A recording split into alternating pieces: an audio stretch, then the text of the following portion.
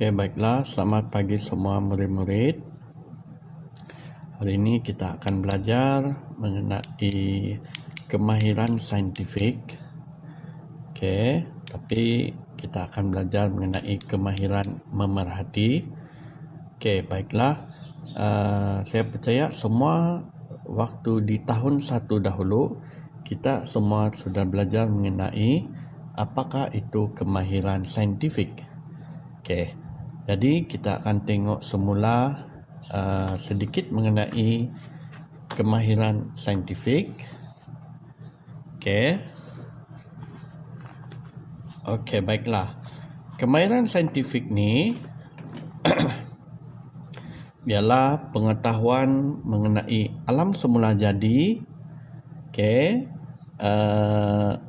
Dan melalui kemahiran ni juga kita akan dapat membuat kesimpulan, memerhatikan dengan lebih baik dan juga mendapatkan jawapan melalui eksperimen atau melalui apa sahaja yang kaedah yang digunakan untuk mendapatkan jawapan lah. Baiklah. Kemahiran menggunakan kaedah sains untuk melakukan aktiviti mengkaji alam semula jadi disebut kemahiran saintifik. Kemahiran saintifik ada dua. Pertama ialah kemahiran proses sains, dan juga kemahiran manipulatif. Hari ini cikgu akan fokus dahulu kepada kemahiran proses sains. Kemahiran proses sains ni, ni kemahiran proses sains yang kita belajar dahulu mengenai pemerhatian, membuat pemerhatian mengukur dan menggunakan nombor, berkomunikasi, itu semua ialah kemahiran proses sains. Manakala kemahiran manipulatif pula ialah lebih kepada kaedah ataupun kemahiran diri kamu menggunakan barangan di dalam makmal, menggunakan apa-apa sajalah yang digunakan untuk membuat eksperimen. Semasa kita membuat eksperimen, sanalah kemahiran manipulatif itu diperlukan. Tapi berbeza dengan kemahiran proses sains lah. Jadi kemahiran proses sains kita tengok dahulu. Ahli sains menggunakan kemahiran saintifik untuk membuat kajian sains. Semasa membuat kajian sains inilah kemahiran manipulatif sangat diperlukan. Proses ini melibatkan aktiviti mengkaji, mengkaji di sini, dan mencari maklumat tentang kejadian dalam alam. Sebagai contohnya, kenapa kalau satu benda itu jatuh dari atas, dia akan jatuh ke bawah. Jadi, saintis pada zaman dahulu yang diberi nama Isaac Newton telah menemui hukum graviti. Itu ialah contoh menggunakan kemahiran proses sains untuk mengkaji mengenai kejadian di dalam alam. Sebagai contoh juga, kenapa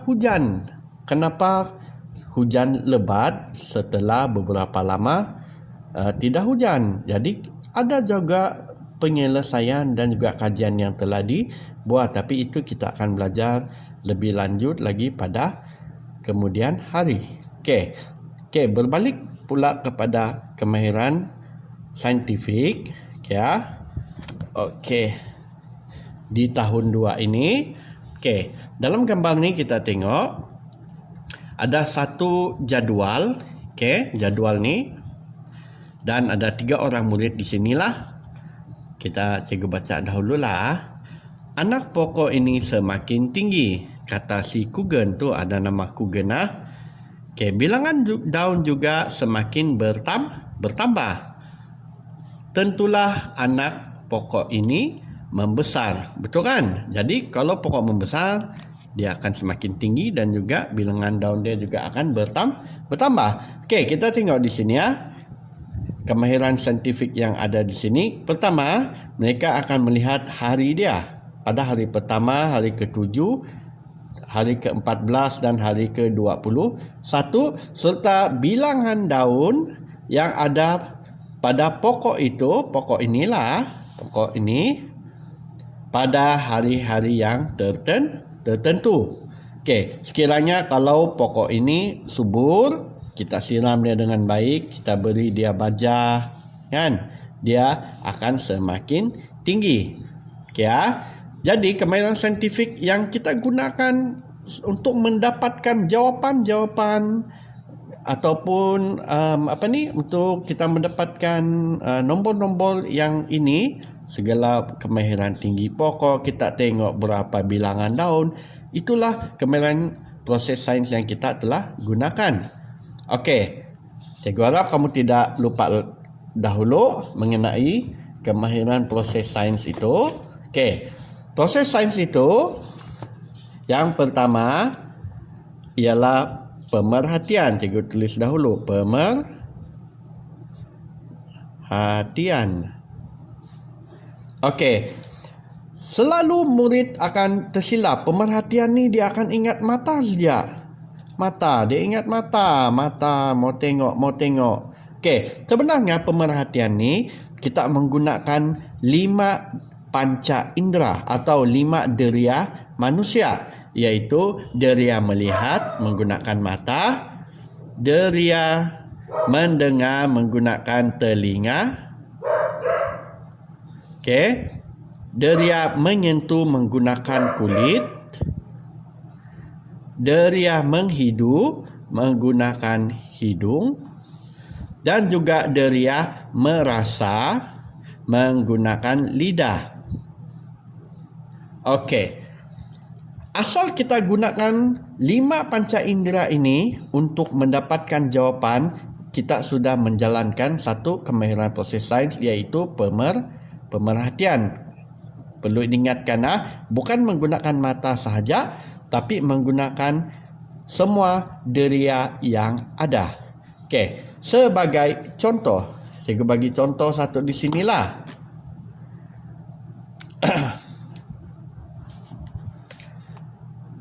Cikgu lukis begitu sajalah.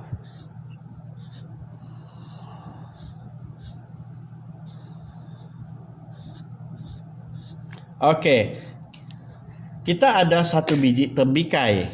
Okey ya, tembikai ni ya. Okey, cikgu lukis dahulu. Okey, satu biji tembikai. Sekiranya kita menggunakan pemerhatian menggunakan mata, kita boleh nyatakan warna tembikai, iaitu berwarna apa? Berwarna hijau. Isinya pula berwarna merah. Betul kan? Okey. Jadi, sekiranya kita menggunakan kulit pula atau menggunakan deria sentuhan, bila kita menyentuh dia, okey, jadi kita menyentuh dia pula, apa rasa dia? Licin atau kasar? Jadi, kulit dia berasa licin. Menggunakan lidah pula, bila kita makan dia berasa manis. Okey, dan juga bila kita menggunakan deria menghidu, adakah dia mengeluarkan bau, sama ada bau yang busuk ataupun wangi. Okey, tapi kalau telinga tidak perlulah, sebab buah tembikai ini tidak boleh mengeluarkan bunyi. Dia tidak pandai menyanyi. Dia tidak macam kita kan. Kecuali kalau kita buat pemerhatian kepada manusia, baru kita boleh menggunakan telinga, atau kepada haiwan, atau kepada benda-benda yang boleh mengeluarkan bunyi. Okey ya. Okey, berbalik kepada ini pula tadi. Apakah yang dilakukan sedang dilakukan oleh Nisa dan juga rakan-rakannya. Jadi, dalam ini mereka sedang menjalankan pemerhatian mengenai pertumbuhan pokok dari hari pertama sehinggalah hari ke-21. Okey. Sekarang kita pergi kepada muka surat kedua pula.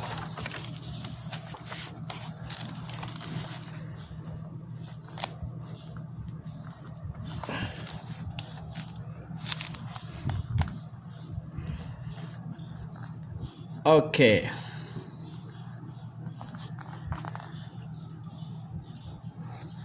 Nisa dan adiknya sedang membantu ibu di dapur.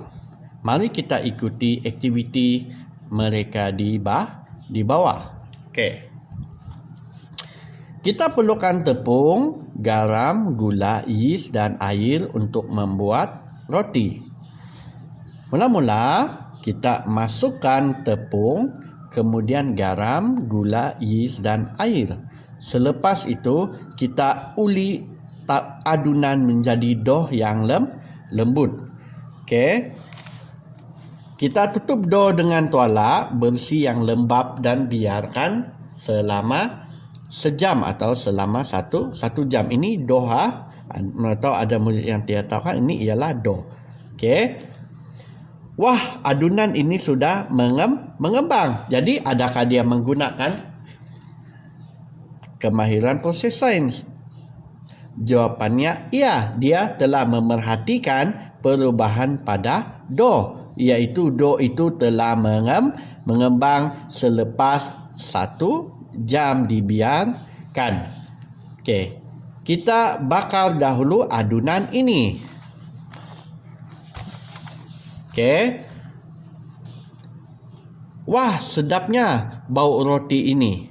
Jangan sentuh, ketuhar ini panas. Okey, baiklah, adakah dia ada deria ataupun adakah kemahiran proses sains digunakan? Jawapannya iya. Pertama, bau roti ini kita menggunakan apa?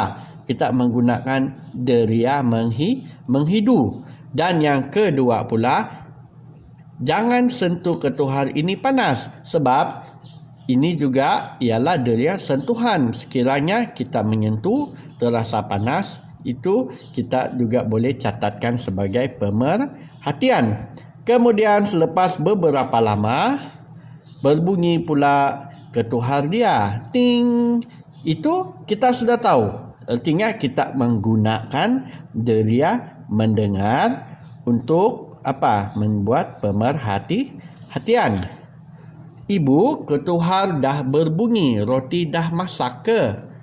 Sedapnya roti ini ialah lembut dan gebu roti ini. Sama juga kita boleh membuat deria sentuhan dan merasa dough itu atau roti itu sama ada lembut ataupun gebu. Ini juga menggunakan deria sentuhan. Jadi ini juga ialah salah satu kemahiran yang telah digunakan.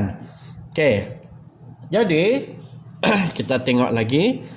Semasa Ibu Nisa membuat roti, Nisa dan adiknya memerhatikan dengan melihat perubahan adunan. Melihat perubahan adunan tadi iaitu menjadi kembang selepas 1 jam. Menghidu bau roti yang sedang dimasak, iaitu bau yang sedap. Macam juga mak kamu, kalau mak kamu pergi dapur, dia masak ayam goreng, yang sedap kan? Kamu juga boleh hidu. Wah, hari ini mak sedang masak ayam goreng. Kamu boleh tahu sebab kamu telah menjalankan pemerhatian. Tidak payah kamu menggunakan mata kamu. Okey. Pun kamu sudah boleh menjalankan pemerhatian dengan menggunakan deria menghidu.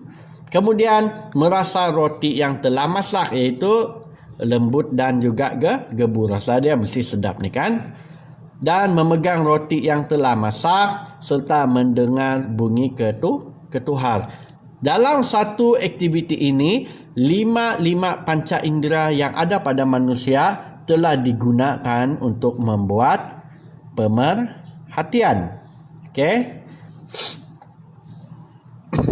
Kita mengumpulkan maklumat tentang perubahan yang berlaku di sekeliling dengan cara melihat, menghidu, merasa, menyentuh dan juga mendengar. Proses ini dikenali sebagai proses memerhati. Okey, jadi cikgu harap kita dapat ingat semula bagaimana itu proses memerhati. Okey, rasanya itu sahaja untuk hari ini. Kita akan jumpa lagi pada video yang seterusnya dan pelajaran yang seterusnya. Selamat pagi semua dan kita jumpa lagi. Terima kasih dan stay safe. Bye bye.